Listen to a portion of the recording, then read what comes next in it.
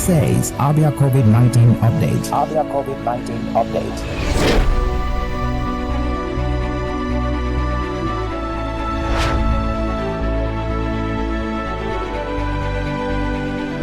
Well, due to the global shortage of medical face masks, several countries are turning to alternatives to medical face masks for the general public.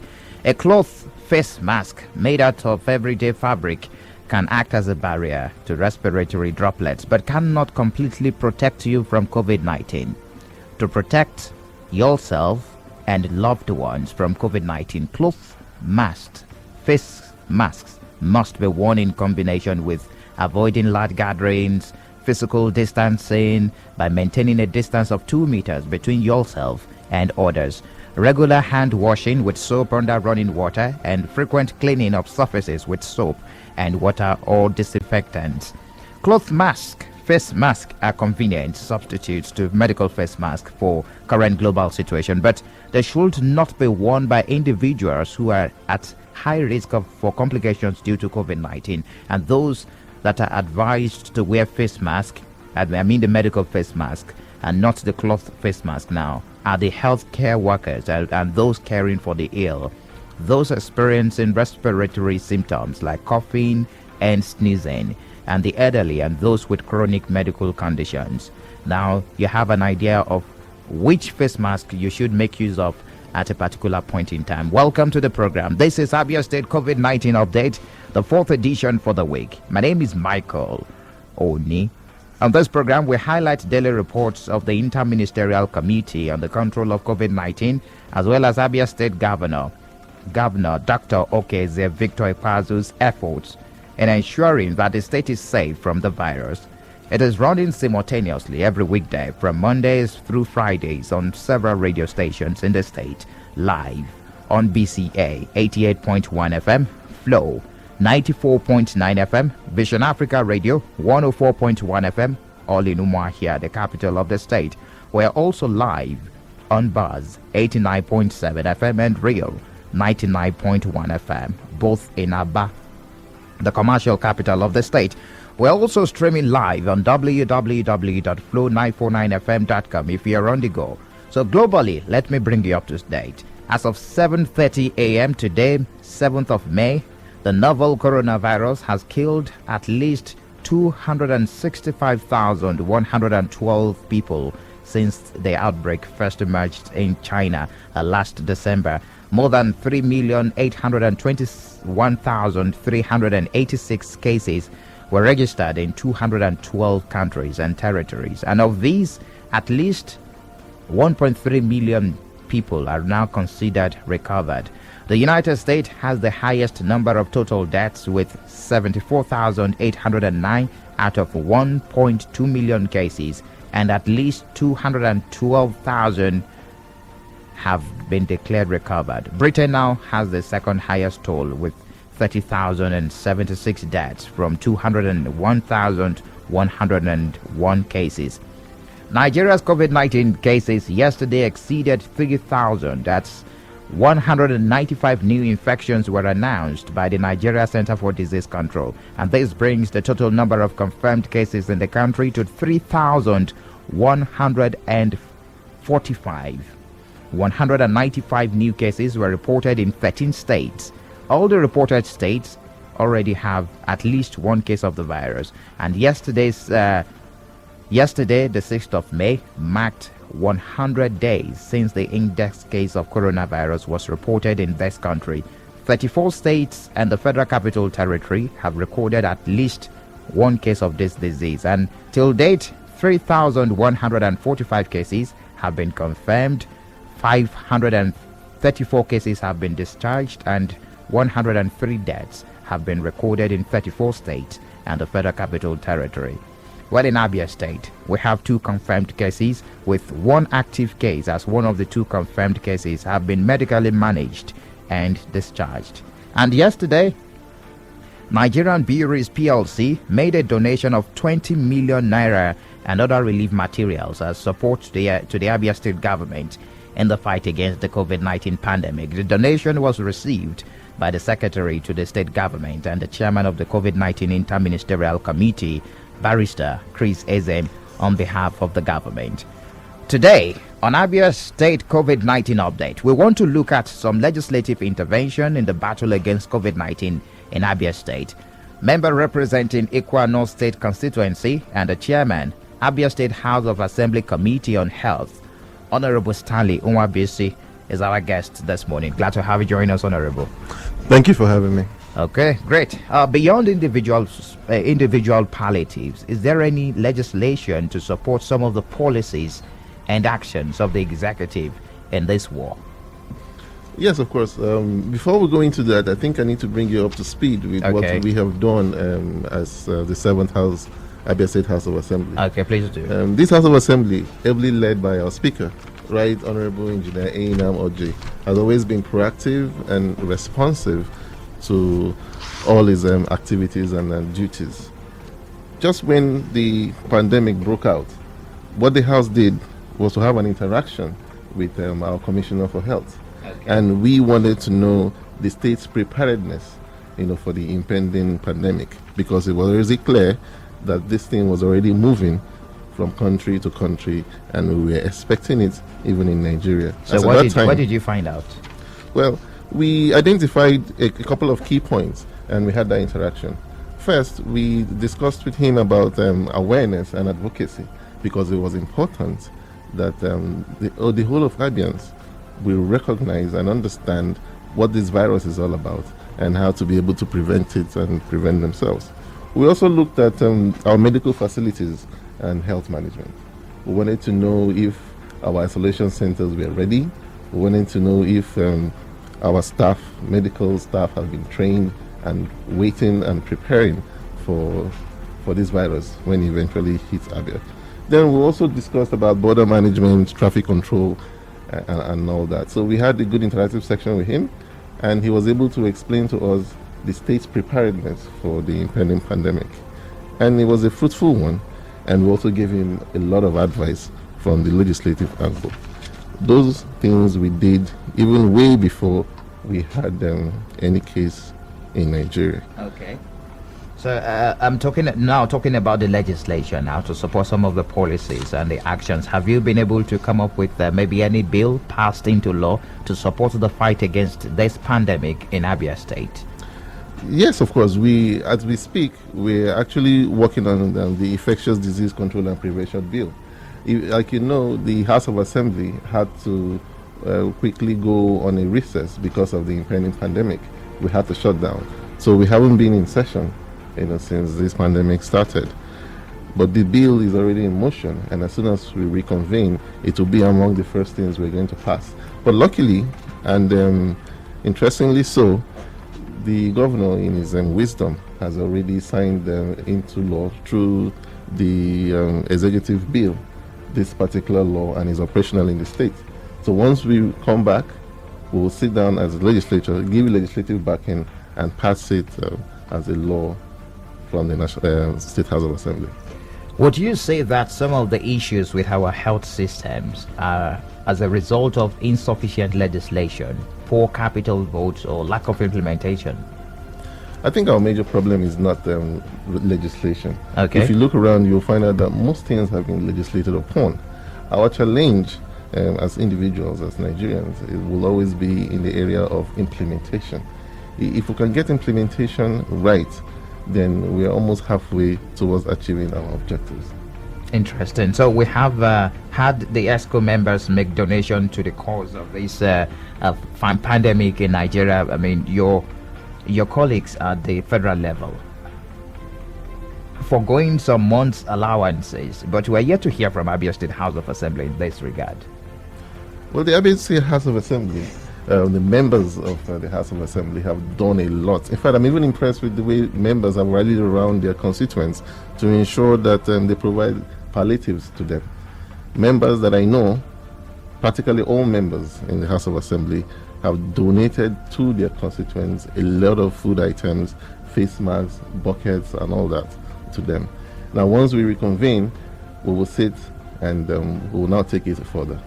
Now, talking about palliatives, I really want to ask you, lawmakers, so many persons are expecting lawmakers to come back home and distribute palliatives, talking about sanitizers. Some of them have done it. Is it the right of the lawmakers to go back home? Is it compulsory? Well, you need to understand what our major responsibility is as lawmakers. First, we have the responsibility of oversight. Second, we also have the responsibility of lawmaking itself. Okay. And thirdly, we have the responsibility of representation for our constituents. In the area of representation, it means we must be responsive to whatever it is that affects our constituents. If our constituents are hungry, it is also part of our responsibility to do our little bit to ensure that we're able to reach out to the poorest of the poor through palliatives. So what the members have done is actually in line with their constitutional responsibility. You're also a member of the Interministerial Committee. I understand you're part of the subcommittee on palliatives. Food security. Food security, okay. What Yes. have you done so far in that area? Food, they say, is important, the three basic things we need to stay alive on a daily: shelter, food, and clothing too. Food, they say, is very important. What have you done in that aspect to ensure that people do not go hungry at this very desperate time? If you follow closely, we've had a lot of support from our governor, His Excellency, Dr. Kize Baza. We've actually been able to procure a lot of food items, and we have distributed them. We started distribution through the churches. We've also done distributions to the local governments, and we've done distributions that cut across the poorest of the poor. And this process is actually still ongoing, and the governor has assured us that as long as this pandemic continues, we will continue to provide palliatives for our people. So yes, as a committee, we've done our very best to ensure that palliatives are provided across the state. A whole lot of questions will be asked on this platform concerning that palliatives. Did you monitor the distribution of these palliatives to the vulnerable that need the palliative distributed to churches and the local government as distributed by the government? Oh yes, we closely monitor these distributions, and I can say satisfactorily that most of these food items actually got to the very vulnerable people.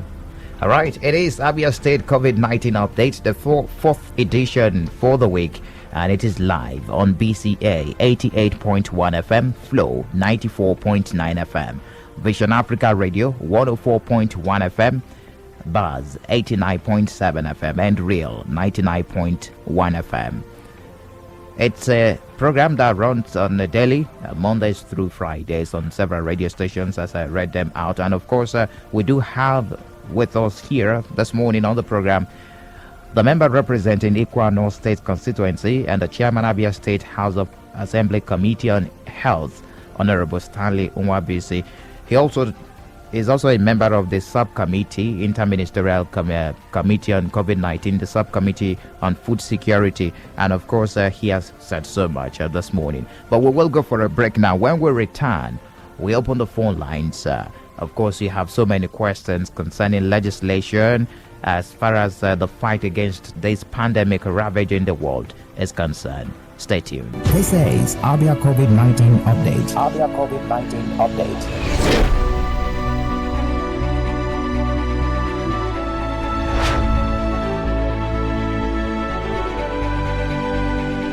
It is still the fourth edition of the program Abia State COVID-19 update, live on BCA FM, Flow FM, Vision Africa Radio, Buzz FM, and Real FM. And of course, we still have the member representing Ikwa North State constituency and the chairman of Abia State House of Assembly Committee on Health, Honorable Stanley Unwabisi. It is time to hear from you. Your questions concerning legislation, especially as far as COVID-19 is concerned in Abia State. 0808 182 6949 or 0811 605 2949. You can also drop messages on 0906 510 8289. Good morning to you. Hello, good morning. Yes, good morning. What's your name? I'm Mr. Eze Nwoko from Afaruku. Welcome. Welcome, Mr. Eze. Glad to have you join us on the conversation this morning. What's your question? Thank you. Honorable in the House, good morning. Good morning. Yeah, please. I want to use this opportunity to thank the government of Abia State on what they are doing so far to make sure this Abia State is safe. We thank God for that. Glory be to God. Concerning the poorest of the poorest, they are talking about in the state or in the federation. Who is the poorest of the poorest and who is the rich of the richest? This time now that everybody is at home, even the rich is also poor. So there's nothing like the poorest of the poorest. That is on that side. Then concerning the palliative they are sharing in the state, honestly, we have gotten something from the former governor of Abia State, EAOG. We have gotten one bag of beans and half. That is honestly not yet shared. But from the state House of Assembly, Gina Chinijinodo that is representing us, we have not had anything from him. No smell of him. This is not the time of politics when we used to have 40 bags of rice or 50 bags of rice. This is the time we need him. At this point of time that we needed him most. All right, quickly wrap up your thoughts so that we can allow others to. So we are asking him to come and see us. Okay. That we are hungry. Okay, we got that. I know Honorable would like to respond to that. Well, the poorest of the poor are those that we have categorized as those who make a living on the daily, who are not even able to feed themselves except they come out every day to fend for themselves. Those people who are not employed, who do not even have a confirmed means of livelihood. Those ones that have been greatly affected by this lockdown. Those ones are the ones that we have defined as the poorest of the poor. Those that are barely managing to feed. Those ones are the ones that these palliatives have been really targeted at. Then on the assertion that our Honorable Speaker has not done anything for his community, is not true. It's even on the social media and everywhere that he has done one of the largest palliative distribution within his constituency. So I suggest that he should look it up, and then he will see that he has done it. And he's done it very well. Let's entertain more calls. Hello, good morning to you. Hello. Yes, welcome. Good morning. We lost that. Good morning. Yeah, good morning, Michael Oni. You're welcome. What's your name? It's Alvan. I'm calling you from Bend. Good morning to your guest. Hello. Yes, Alvan. Go on, please. Yeah, I just a follow up to what your guest said. Anybody that said the Honorable Speaker of the Abia State of Assembly have not done anything, I don't think it's true. Even though I'm not from his, area, but I know very well he's everywhere. In fact, we here in Bende, we appreciated what he gave out. You see, even though no matter how the situation of things, no matter how it is now, you must differentiate between the real people that have need this palliative. Of course, Abia State government have really tried. Abia State government have tried. They gave through the churches, they gave through the local government, they are even giving through the traditional rulers. So if the people that receive this thing give it out to the people that really need it, I don't think people will continue to complain. Of course, I know very well those at the local government, at the state workers, they've received their money. So Abia State government is really trying to, reduce the effect of this. It's a global thing. It's not peculiar to us. So we, as the citizen, must contribute our own little quota to, help ourselves at this period. Thank you very much.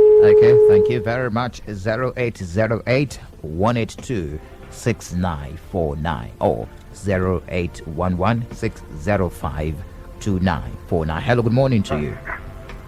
Good morning. You're welcome. Honorable. Yes, good morning. Morning. I'm Zetika Zubona calling from Oloko. Welcome. Look, let you people caution the leaders, world leaders and the community leaders to be honest. They are not honest. I'm bold enough to say it. I discovered some certain things wrong. So let them be honest. Thank you. And which way, please? Just before we let you go, can you And break all it down? this gift, if Okay. you share it, or if you get anything, there's no person who can come out and say, this is my personal share. It's not like that, though. Everywhere. All right. Thank you Yes. for bringing that to our notice. 0808-182-6949, 0811-605-2949. Hello, good morning to you. Hello. Good morning, you're welcome. We lost that. Good morning. Good morning, Michael. You're welcome. Thank you. Good morning. Good morning. Michael, it is Terry from Amuzuku. All right. My you're brother, welcome. I really want to appreciate the state government for the steps they've taken so far, in combating this deadly virus. But the first speaker talks about the poor of the poorest. My brother, people like us, I've always said this on your platform. People like us, especially me, who is visually impaired, I have no job, I do no business, and there is lockdown, there is shutdown. How can we survive? Up to now, no palliative has come my way, or people like me. I'm not speaking for myself alone. There are so many people who are visually impaired, there are so many people who are physically challenged. Nothing has gotten to them. It's quite unfortunate. Here in Amuzuku, we received nothing from the government. I must be frank with you. So that's the position of things. So anybody that's saying that, I'm not doubting that the government has not done anything, they've done something. But those who are saddled with responsibility of sharing this thing to the people, government should monitor them. We've gotten nothing. Especially somebody like me who is just at a place. I do everything virtually with the aid of other people. So how can we survive? All right. This is my contribution. Thank Have a you nice for day. bringing that to our notice. I would like the Honorable to respond to that. Exemption of the physically challenged in the society. No, I think there must be a provision for the physically challenged.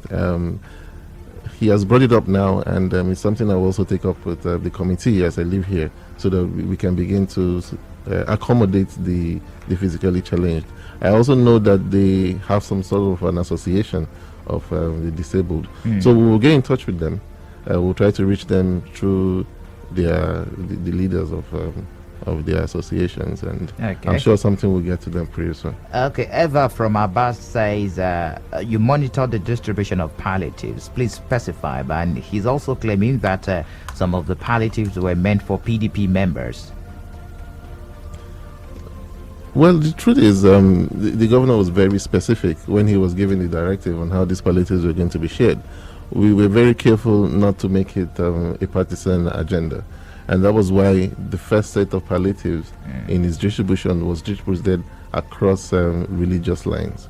We gave to churches, we gave to mosques, and then we now moved into the next phase of distribution, which was also through the local governments. And we'll also do distributions through the traditional rulers.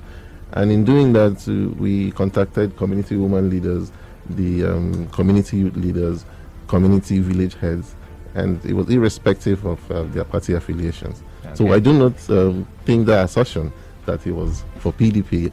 I don't think that's true. All right, let's entertain this call, then we'll wrap up things here this morning. Hello, good morning to you. Hello, good morning, Mike. Good morning. This is Sophie down the line. Welcome. I want to appreciate our state government for what they have done so far as in combating the COVID-19. So concerning the palliative, I don't know why they omitted such congregation like the Watchman Family Charismatic Renewal Movement. I think they have a good number of people there. So they shared it and they said maybe it's categorized among the fairly populated. And they shared another batch. Up to now, that congregation, one of the biggest congregations in this state, does not receive anything, even one cup of wine. I don't think that is right. Please. All right. Thank you for your contribution. Honorable. Yes, I've actually noted what she said and her input.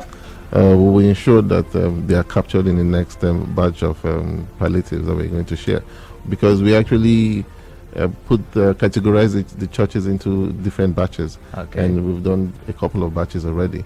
I'm sure her organization, her church, will be captured in the next ongoing distribution of All right. relatives. Honorable Stanley Nwabisi, many thanks for being part of the program this morning. And we do hope to have you some other time as far as the COVID-19 is concerned. And also legislation concerning COVID-19 pandemic in Abia State is concerned. Thank you very much for your time this morning on the program. Thank you so much. Thank you. All right, the program returns tomorrow, which will be the last edition for the week, live on BCA 88.1 FM, Flow 94.9 FM, Vision Africa Radio 104.1 FM, Buzz 89.7 FM, and Real 99.1 FM. Don't forget to stay safe and take responsibility. My name is Michael Oni. This is Abia COVID-19 update. Abia COVID-19 update.